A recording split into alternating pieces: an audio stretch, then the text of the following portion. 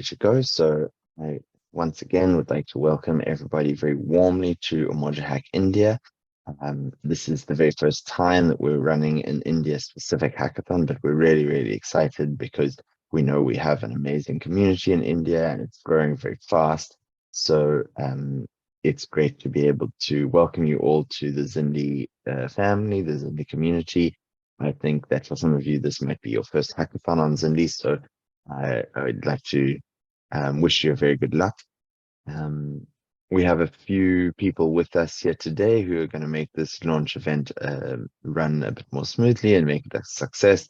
So I'd like to give a very warm welcome to our ambassador for Zindi in India, Akash, who will speak to you shortly. I'd also like to welcome Saurabh Shahane from the machine learning company, who's been really an incredibly valuable partner to Zindi for the last, I guess, about 6 months, helping us make sure we reach new people in India and also helping us identify opportunities, challenges, and any other exciting things that are happening in the data science and machine learning space in India. So let me quickly share my screen. Just give me a second. Just gotta make sure I have the right screen open.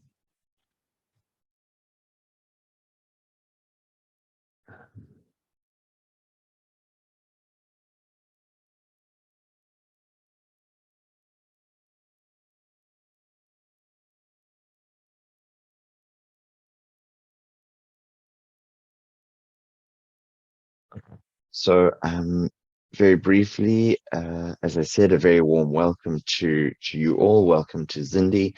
I'm going to take you through some details of the event, but just to start us off, this is what the agenda for today looks like. We're busy with a welcome and introduction. We'll soon hear from Akash, our Zindi ambassador for India. Then we'll hear from Saurabh Shahane from the machine learning company. I'll take you through the rules and the information about the competition just so that you can understand the event. And then we'll have a introduction to the challenge itself and a walkthrough of the tutorial from Akash. We'll have some times for questions and then the challenge will go live. So the challenge is live currently on Zindi, and the data will be available from 11 a.m. Indian Standard Time. So that is in just about 53 minutes, the challenge will go live. For now, I'd like to hand over to Akash to give you a quick introduction to Zindi for those of you who are new. Akash, over to you. Sure. So, hello everyone. Let me share my screen. Yeah.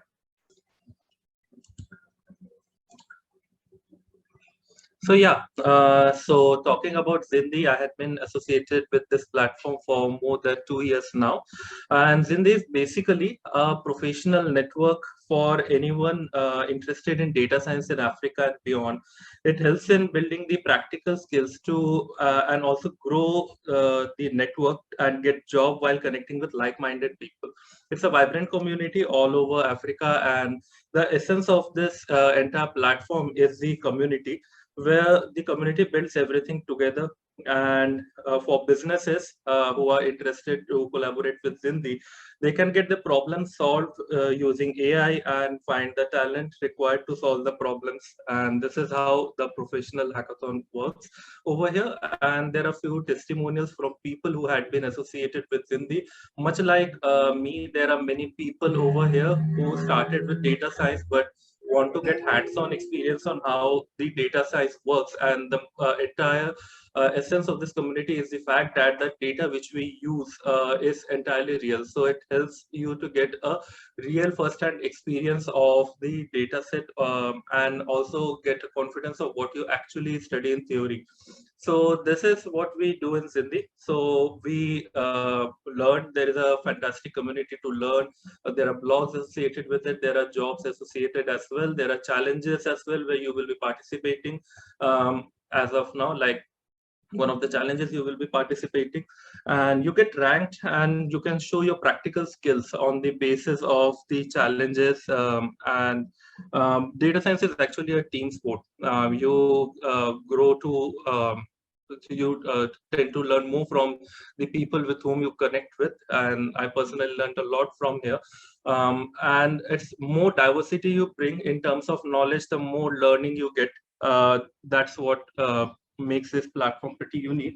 And you build your profile over here in Zindi, which is very important. Like more and more hackathons you participate in, more and more challenges you participate in, you gain more practical skills, and that becomes an evidence that yes, you know a particular aspect quite nicely. Even if you don't win the prize, fair enough, no worries. But building a profile and participating in various competition helps you to build a proper data science profile, which will look pretty much professional whenever you go forward for any interviews or market yourself for data science jobs. So this is what we do in Zindi in short. And as you can see the demographics, there are more than 200 competitions which have been organized till now. There are 160 plus countries, and there are pretty much 48,000 plus users. Like when I joined, it was like 10 to 15,000, and it has in 2 years it has grown really manifold. You should say, one could say. So more you participate, more you learn, more you collaborate with people, and at the end, everyone learns from this community. So that's it from my end.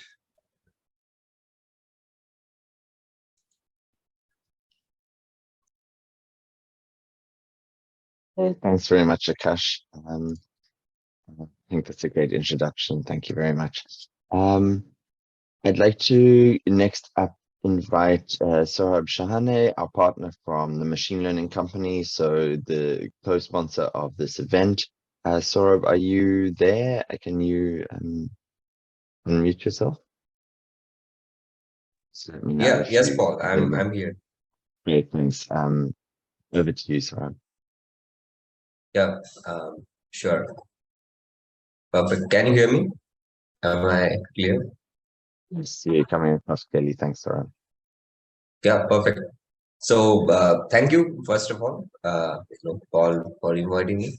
So hi guys, my name is Saurabh Shahane, and I'm the founder and CEO of the machine learning company. And like with the machine learning company, our aim is to create an atmosphere of research and possibilities, especially in data science for India and for other parts of the world as well. And with this particular collaboration with Zindi, I can see that some type of atmosphere is already getting created. And this UmojaHack, the hackathon that we have right now, I mean, it has been there in other parts of the world, and the response that this particular hackathon is getting, it is really huge, right? So like now initially I had a discussion with both Paul and the CEO of Zindi as well, Selena, and like they were quite excited about India, and I was really excited,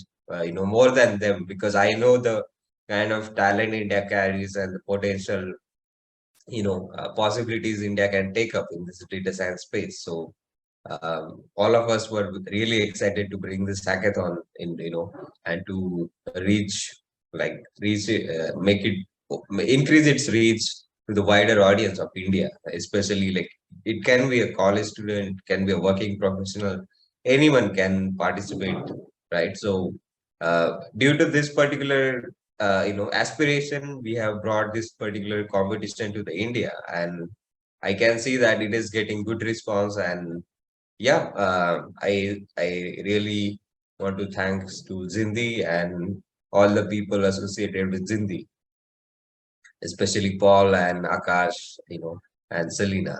So thank you guys. And yeah, with the machine learning company, we are doing multiple things, especially like we want to, basically the machine learning company works in two areas. One is solutions or services. We provide services to businesses. We kind of build data science applications for businesses according to their custom need. And other is education. So in services, we are into more like domain specific data science, because we build softwares into pharma, manufacturing, then sports, business, etc., etc. And in education, basically we want to create an atmosphere of research and opportunities. I have personally seen that there are many other organizations which are offering courses and programs, but the nature of all of those programs is still the same. Like some mentor is there and he's teaching something, and like it is only an exchange of information. So with TMLC's program, I always wanted to bring, the programs in which there is more focus on building, building something, because things that you learn by building something, it leaves you with different type of experience. It helps you to get, more insights from that particular experience, and learning becomes a natural aspect of it. You don't have to put extra efforts on learning. Learning becomes very natural aspect when you build something. So all of our programs are focused on building things, and learning is again a natural outcome of it. So we also recently have launched mega guided projects program, and let me just quickly give you an overview of the particular program. So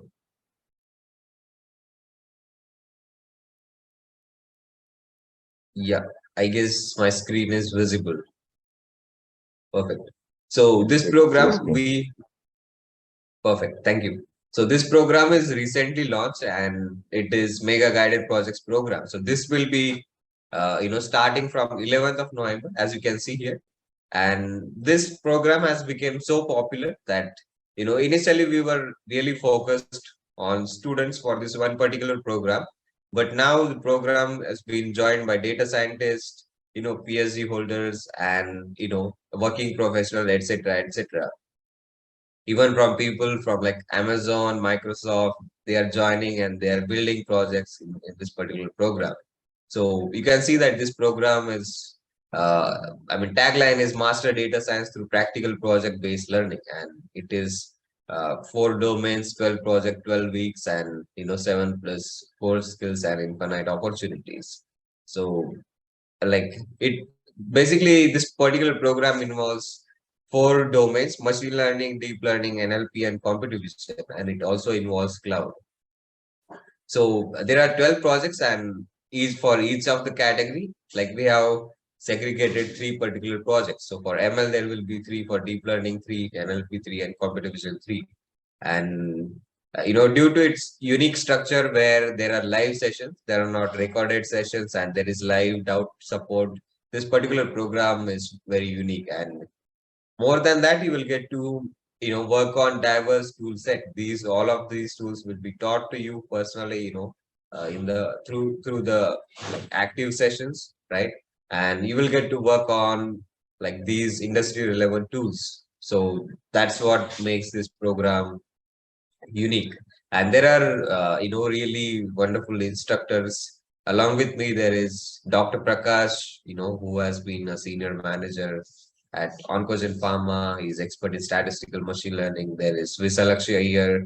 She is really wonderful when it comes to teaching, and she is one of the popular mentors in this particular program. And then Arushi Gupta is there. She is working as a data scientist at Strave. And yeah, this program is, mentors kind of make this program more wonderful. And right now the early bird offer is going on, and the original pricing of the program is 5,999, but right now we are offering it at 2,999. So it's almost 50% discount, and it is valid till 21st October. And the batch is going to start from 11th of November. So kindly make your decisions. And yeah, we are getting like good reviews from, as you can see, lead engineers in Accenture, and, full stack developer, data scientist. And then there are people from Tech Mahindra, and, there are many more people. You can just check it out. So that this is one possibility I would like to share, I kind of like to share with you. And along with this, we are also, having multiple programs. You guys can check it out. And yeah, I will stop presenting screen. And I would like to say that this UmojaHack, it holds various possibilities. It is not only about winning the hackathon. It is about how many things that you can learn, by participating into hackathons. I personally started my proper learning journey, with hackathons. Like I used to learn many things, but hackathon kind of gave my learning a proper shape. And I can definitely tell you that with the help of this particular Umoja hack, you will be able to learn like 1,000 different things, because the data set that we have especially selected and crafted, it is obviously based on, I mean, it's a real world data, but we also have made changes into it, and it has created in a way that you will need to, dig deeper, you will need to learn more skills, and it will for sure shape you into a better data scientist. And I wish you all the best. And yeah, I hope that all of you will do well. And I will also, wish you that you will learn whatever you are expecting out of it. You will push your boundaries, and yeah, I will say again, all the best, and yeah, good luck. So thank you, Paul and Akash and Selena, for inviting me here, and it has been a really wonderful partnership, and for sure we'll be partner for like longer time. So yeah, thank you, Paul. Thank you so much, Saurabh. Yeah, I totally agree with the sentiments that you've shared today. It's been a fantastic partnership so far, and I think we've got a long way still to go and a lot more that we can still do together. If you don't mind, Saurabh, it would be great if you could share maybe your contact details or how people can find you. If it's on LinkedIn, you could just pop that in the chat. Thank you very much. Okay, so moving along with the agenda, let me just share my screen once more. Okay, so thank you very much again to Saurabh, and we're going to go on to some of the details of the competition now. So here is some of the competition info.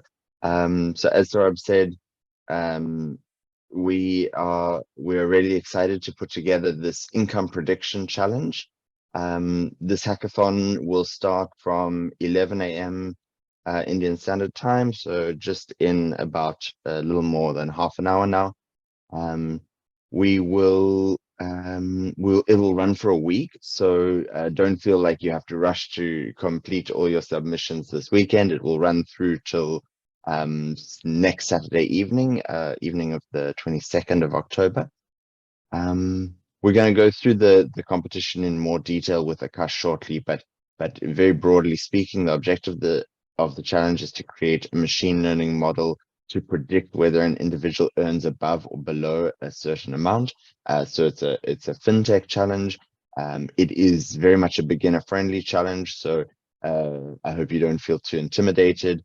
Zindi tries our best, as Saurabh mentioned, Zindi, or rather as Akash mentioned, Zindi is a place where we focus on learning just as much as winning, or maybe even more than winning. So don't be too intimidated if this is your first hackathon, or if you're not sure how to start. We really are here to support your learning journey and help you gain the kind of practical experience that you need for a career in data science.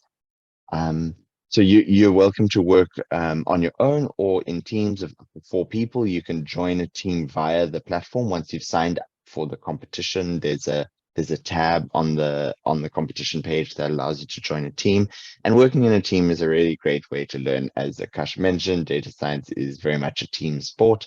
So I really would encourage you to team up. Even if you're all inexperienced, you can learn together, or you can team up with somebody more experienced and hopefully learn from them. The competition does require a code to join, which I will make sure that I share at the end of this presentation. And there is the link to join. You should also be able to access the link to the competition from the Eventbrite page, or from your email addresses. you should have received a link to the competition in your emails. So there are prizes available. We've sponsored prizes up to 5,000 USD. So there you can see the distribution of prize money for first, second, and third place. We are also offering, thanks to very generous sponsorship from the machine learning company, we're offering we are offering mega guided projects courses worth 100 USD to the top 5 individuals or teams, as well as the top 3 placing women outside of the top 5. So this competition is only open to Indian citizens and residents, and we will ask for proof from those individuals. So just for those of you who've never participated in the Zindi competition, just so that you understand how it works, during the competition or during the challenge, the hackathon, you will make submissions with a submission file. It's a CSV where you submit answers to a hidden data set, a hidden test set. If you place within the top 3, or rather within the top 5 for this competition, we will ask you to submit your code to us, and we will review your code to make sure that it runs as expected, and that there's no other, to make sure that it uses machine learning, etc. There's no other issues with the code. So in terms of competition rules, you can participate individually or in teams of up to 4 people, either within your university or actually just across Zindi. It doesn't matter where the team is. You can only use the data sets made available for this competition. So you will download the data once the competition is live. You'll download the data from Zindi. That's the only data you can use to build your model, and your solution must use machine learning. Zindi is a machine learning platform, so your solution must use some kind of machine learning model. If you place first, second, third, fourth, or fifth, you must submit your winning code, and we will go through a verification process. Sharing code between individuals, if you aren't on the same team, is not allowed. So that is a disqualifying offense on Zindi. So we encourage you to please only share your code within your team, and not between teams or between individuals not on the same team. Solutions must use publicly available and open source packages and languages. So please make sure that everything you use, you're not using any kind of proprietary programming languages or packages. And then all participants must be citizens or residents of India, as I mentioned. You can also view our full rules on Zindi.Africa. There's a rules section, and there's also a collection of rules shown in the competition itself. So you are welcome to ask any questions that you might have now, but we will also, you can pop those in the chat. We will also have time to ask questions once Akash has gone through the competition in more detail. We do also have a WhatsApp group where you are welcome to ask your questions, and we'll try and answer those queries there. Zindi also has discussion forums. So once you've joined the competition, there's a discussion forum that you can ask questions, and we do monitor that forum. So if there's any issues that you have or confusions, or you don't understand how the platform works, you can ask your questions there. You're also welcome to contact us on Twitter. We're at Zindi.Africa, and that hashtag is wrong. Sorry, that's from the last UmojaHack we ran. The hashtag should, of course, be UmojaHack India. Let's have a look at the chat before I hand over. Our WhatsApp group link, I will share that shortly. Right, so that's all from me. Akash, are you ready to take over in terms of the notebook? Yeah, absolutely. Great. I'm going to stop sharing. Yeah, I started sharing. Yeah, so yes, so there are a few things which I think everybody should adhere to.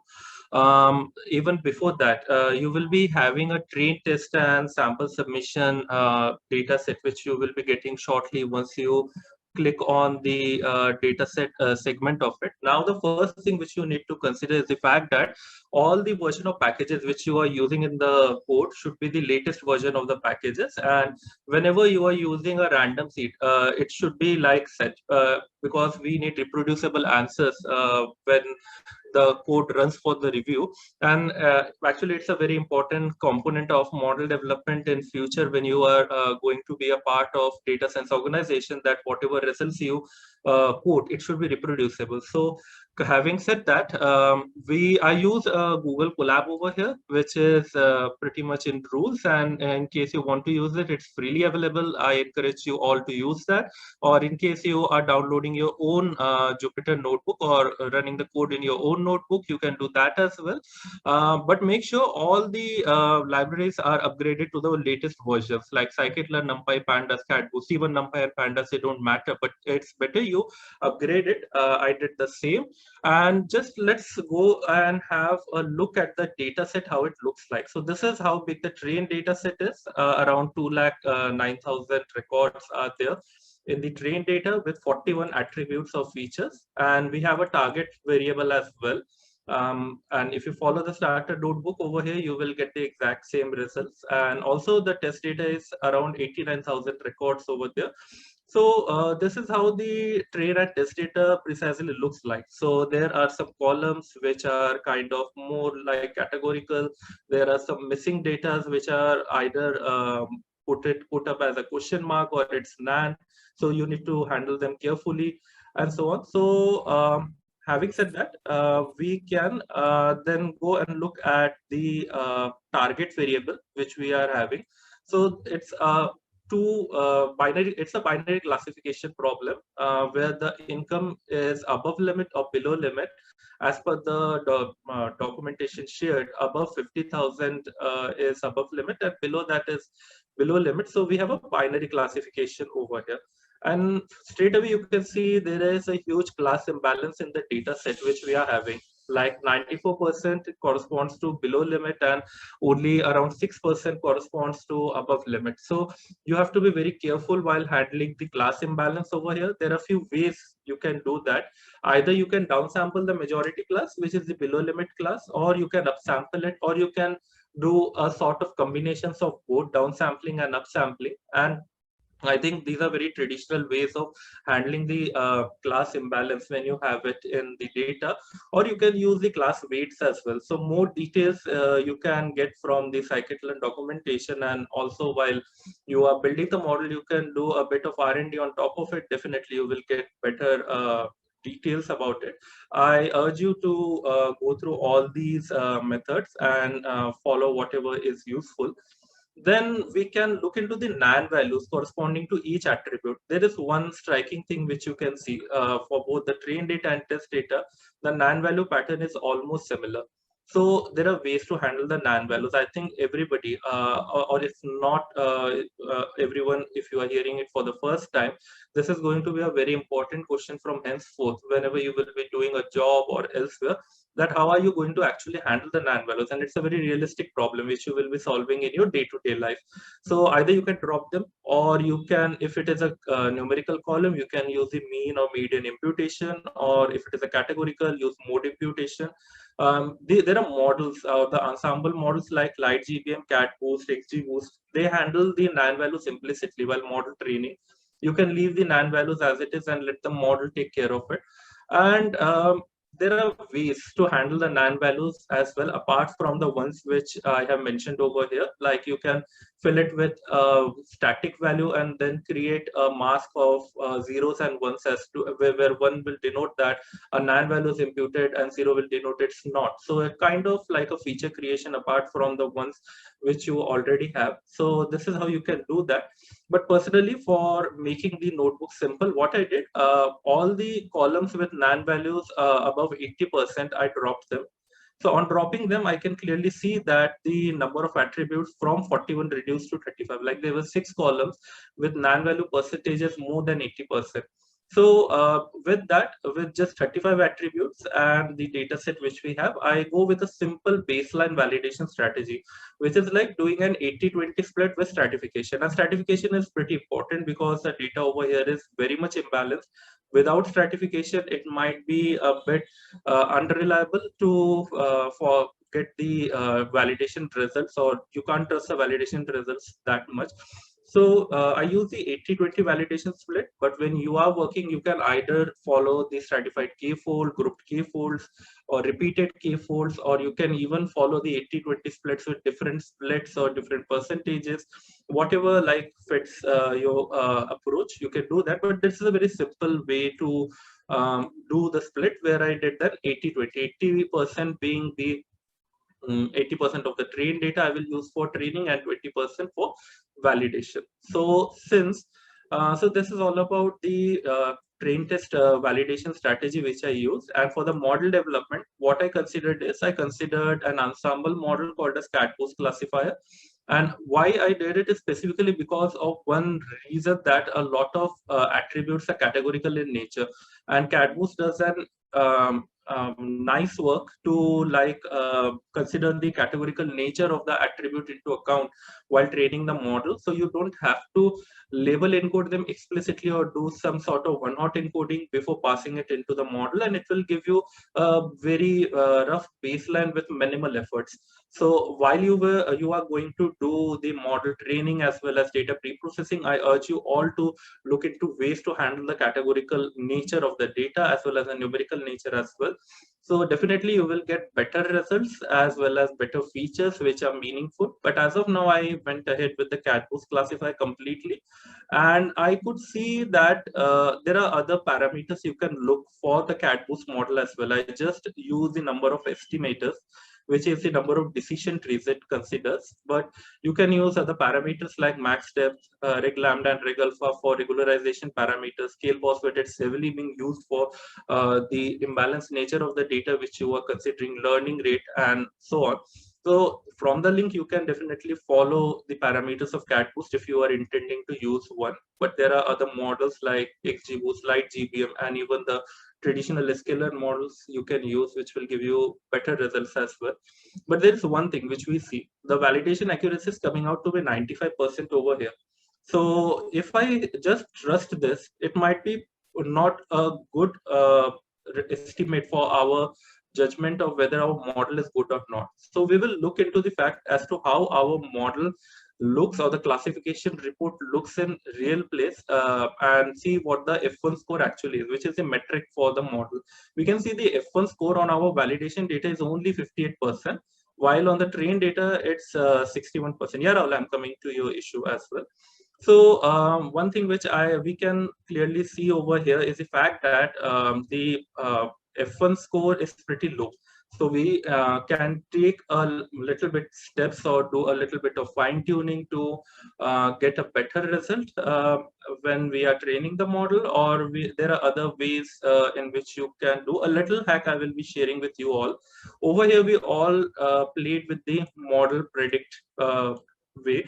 There is a way where we can use a built-in threshold. The built-in threshold is around 50%. We can use an implied threshold where we can say that whenever the probability of the class being 1 is greater than 40%, it should be 1, else 0. Just we are lowering the threshold from the usual 50%. So on doing so, just a small hack with not much of data pre-processing, we are able to increase the F1 score from 0.58 to 0.61. So this kind of helped. But before doing that, I urge you all to go into the data sets and make some meaningful features, make meaningful models. Then only you will be getting the better performance. This is just a baseline score which we are getting.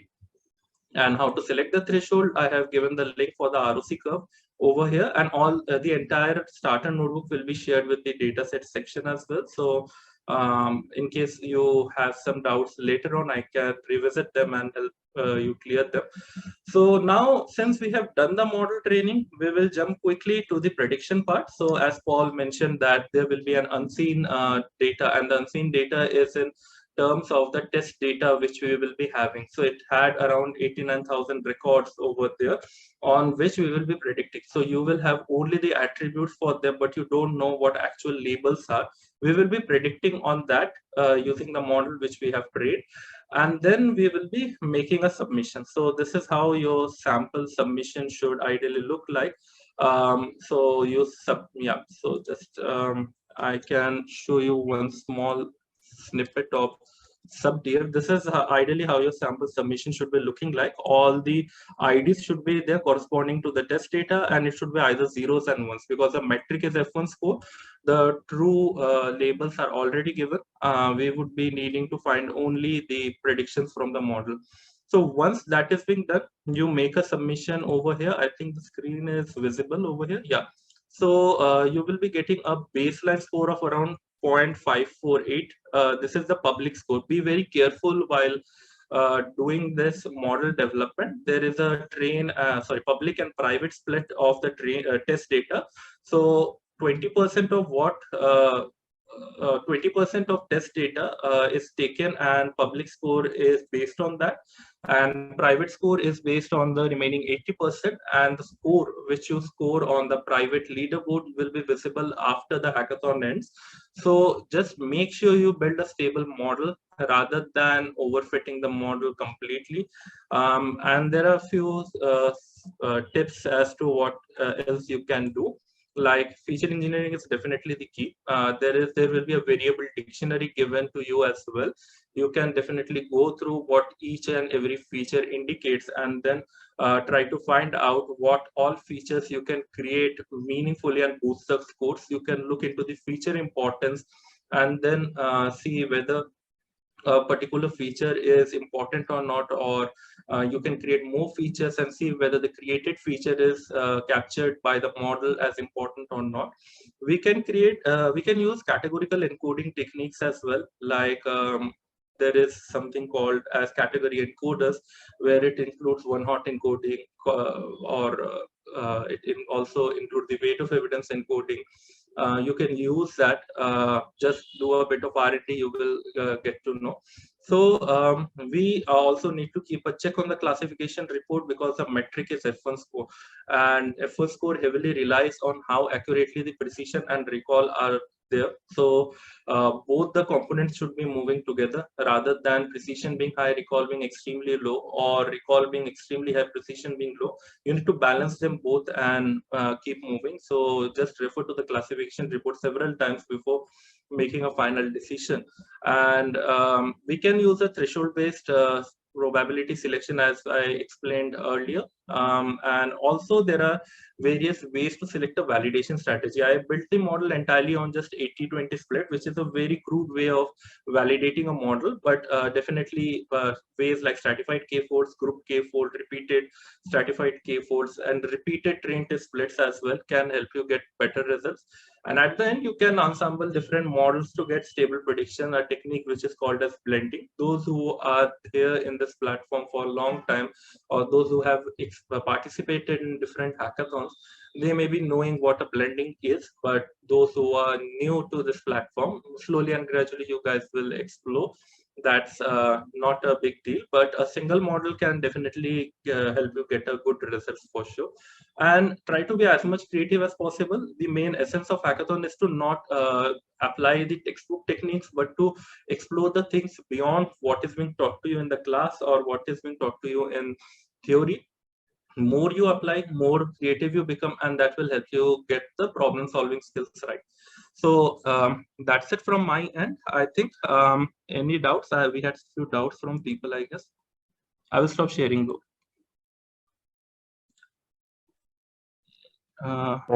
Thanks very much, Akash. I'm gonna open up the floor for some questions. I do see one question in the chat, so if you can answer, can I develop a model in Python code with VS Code, or is it restricted to Jupyter Notebook?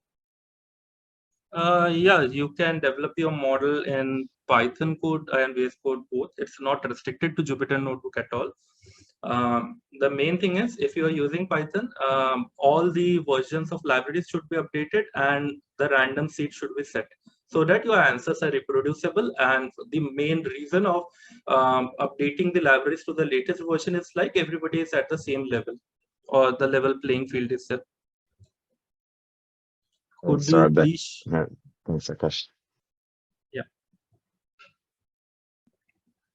I do also see okay, questions about the secret code. I'm going to share the secret code towards the end of this presentation. See a question about how to make teams. Once you've joined the event, you're welcome to join a team. If you are looking for team members, you can ask, you can make a post on the discussion forum and ask people to join a team. You're welcome to do that, but it's all done within the platform. And there's a question, can you share the notebook file link as well? I think that will be one of the downloadable files on the competition. Is that correct? Yeah. Okay, fantastic. I don't see any other questions yet. I think we can. Paul, Yeah, there go is ahead. one request that it's like I need to show these people how to make the submission. Yes, I think that would be good. We can briefly open the competition for you in order for you to make a submission. I think Amy is on the call. Yeah. I'll double check with Amy, but you should be able to do that. Yeah, I think if I'm joining, it's asking for a secret code though.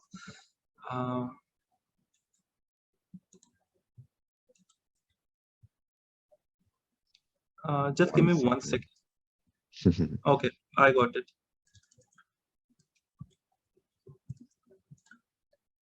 So just sharing my screen again, just to make sure how to make a submission. Just give me 1 second. Yeah, here I am. I'm sharing the screen. Okay. Okay, fair enough.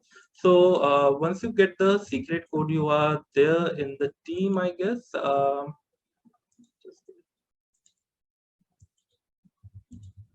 So at the end, we were able to get the sample submission like this. We will just download it, nothing different. So just download it and just give me 1 second.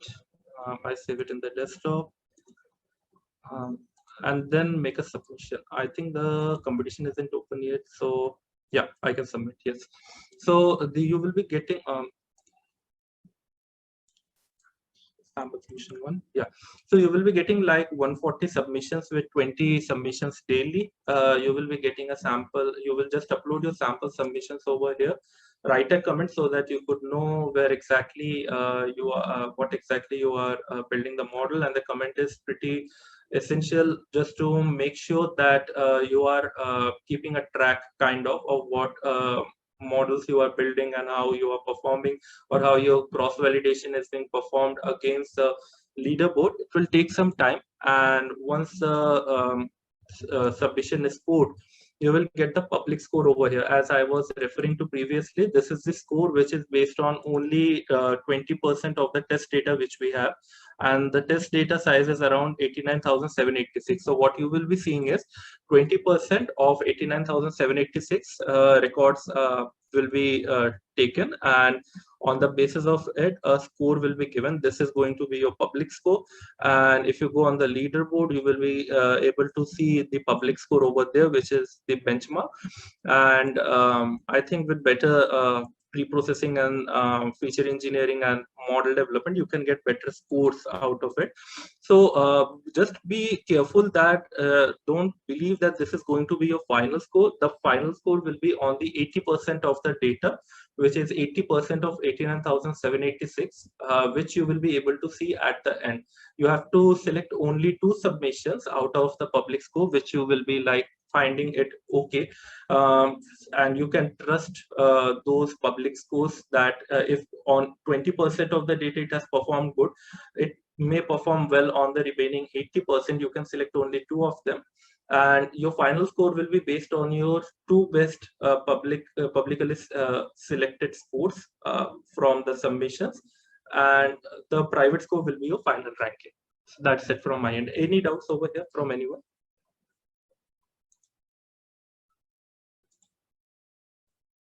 Thank you so much, Saurabh. And I see that there was one, sorry, Akash, excuse me. And I see that there's a question about the 20 submissions per day. Then yes, that is a per team. It's a per team score. Okay.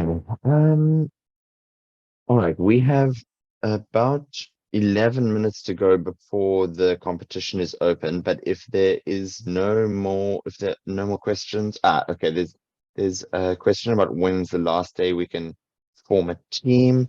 That's a good question. Amy would probably be best placed to answer that. Usually we close team formations close to the end of the hackathon, so I would say it would be towards the end of the week.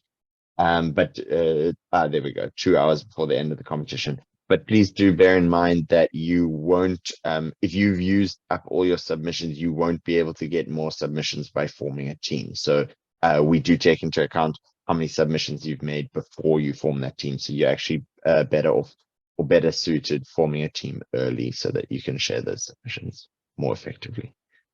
Okay, how will the prizes be paid once we sorry, I'm just making sure I'm getting this question.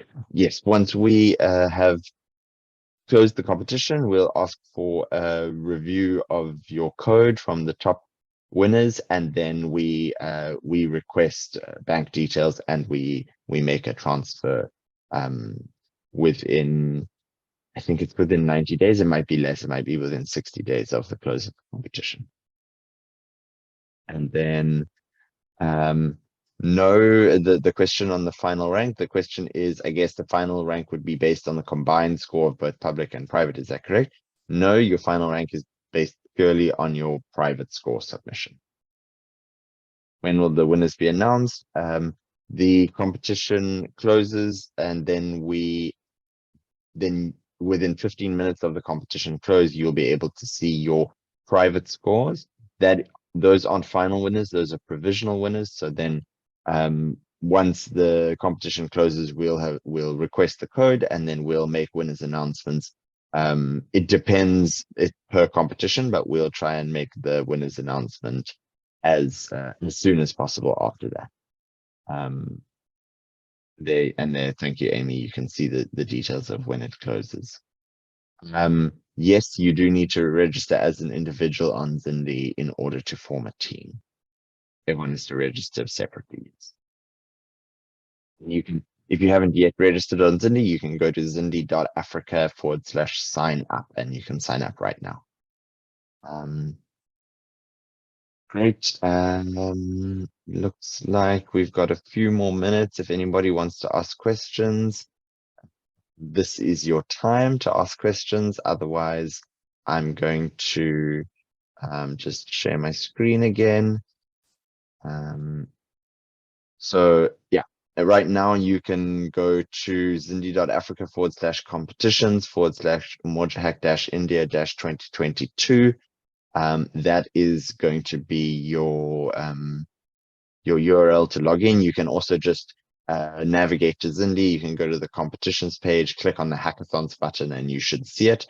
You need to then join the competition and make a team. And I'm happy to reveal the secret code. Let the cat boost out of the bag. That's very good. And so there you have your secret code, UmojaHack India 22. So you should also have that in your inboxes if you've registered. If you've registered for the competition using the Google form, you should have been sent that secret code as well. Otherwise, you can just enter the code, and let me wrap it up there.